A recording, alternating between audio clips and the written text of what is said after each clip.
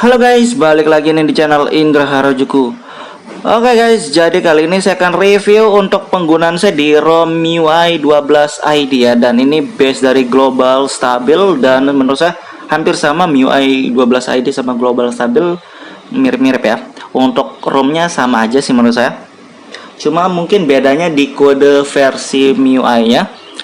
Dan untuk di ROM ini penggunaan saya enak, buat layarnya sensitif, buat game juga masih terasa licin bawaan, dan saya juga sudah install modul untuk unlock grafik PUBG dan masih enak untuk di game dan nggak cepat panas ya. Jadi kalian bisa lihat nanti shot baterainya lumayan gede, dan saya juga lumayan lama ngegame PUBG di ROM ini guys. Dan sebelum kita lanjut, kita akan intro dulu guys, let's go. Saya lagi di rumah nih guys. Jangan lupa like, comment, and subscribe.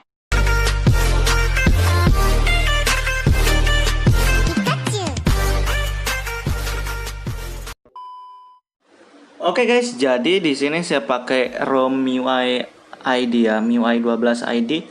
Base-nya global stabil, jadi sedikitnya sebenarnya ROM ini sama aja sama ROM global stabil ya, sama-sama support bahasa Indonesia, cuma ini mungkin di versi MIUI-nya di kodenya ini agak sedikit beda ya, ada ID-nya.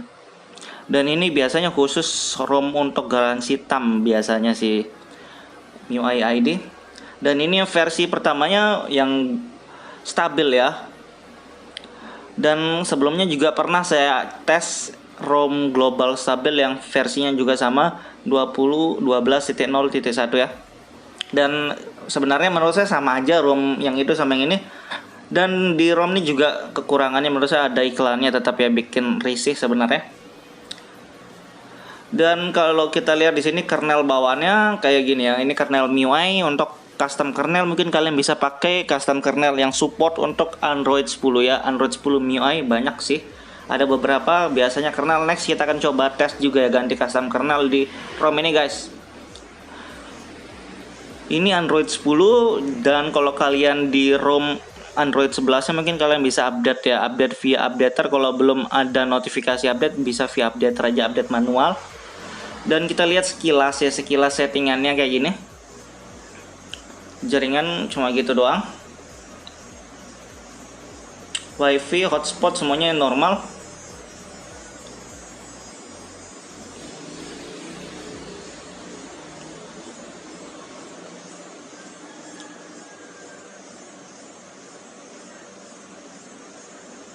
Untuk tampilan ini pusat kontrol anunya nih ya. Saya pakai yang versi lama untuk status bara. Kalau kalian mau pakai yang baru bisa, sama aja sih. Cuma saya lebih enak pakai versi yang lama ya untuk status bara. Itu sih tergantung selera kalian aja, bebas aja ya.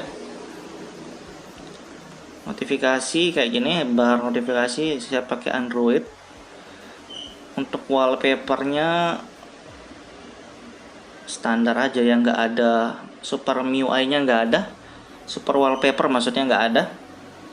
Untuk tema cuma standar. Di keamanan di sini ada fingerprint, face unlock juga.